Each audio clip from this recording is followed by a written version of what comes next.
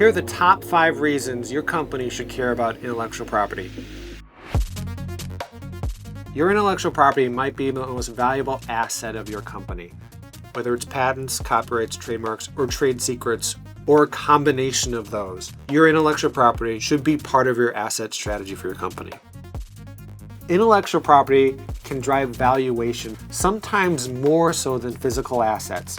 And also, you don't know why the buyer is buying the company. Oftentimes, it can be the physical assets of the company. Sometimes they just want the brand. Sometimes they just want the technology.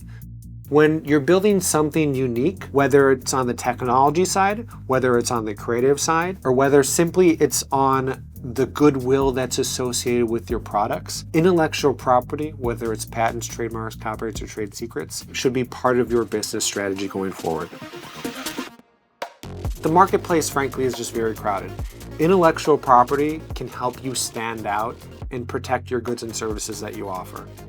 A strong brand, a trademark, it differentiates you visually, emotionally, with how the marketplace, how your customers associate the quality of your goods and services. Here's a real world example. How many times have you purchased like an article of clothing or a briefcase or a purse? And because you knew the brand name, you knew the quality that was automatically associated with that brand name. It isn't like you picked up a product on one hand and picked up a competing product and then did a side-by-side comparison of, say, the stitching or the feel of the material. You chose the product oftentimes simply by the brand name that's associated with it.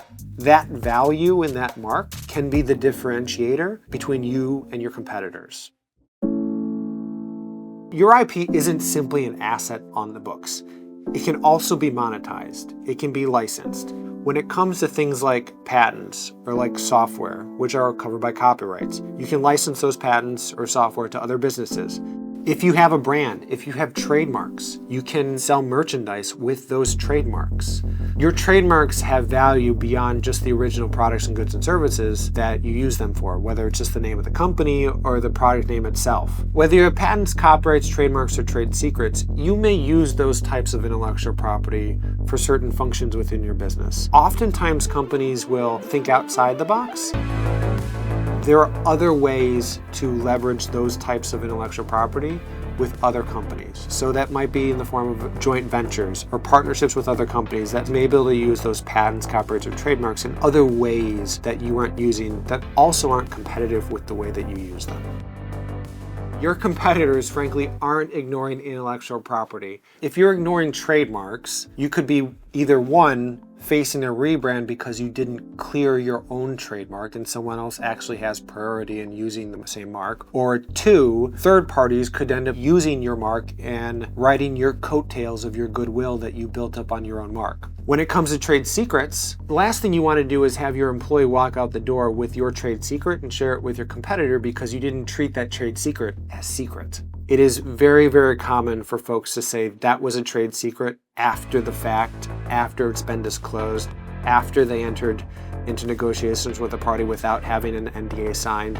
Identify those trade secrets early and keep them secret. So what are some good IP practices to start caring about intellectual property? Well, 1, when it comes to trademarks, get clearance searches. Make sure that the marks that you're using aren't infringing other third-party marks. Outright copying of your competitor's content, not a good idea. If you're coming out with a new product, you may want to do a freedom to operate search to make sure your products aren't infringing the patents of third parties.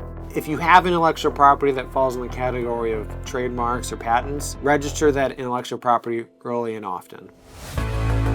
Investors or buyers of companies care about intellectual property.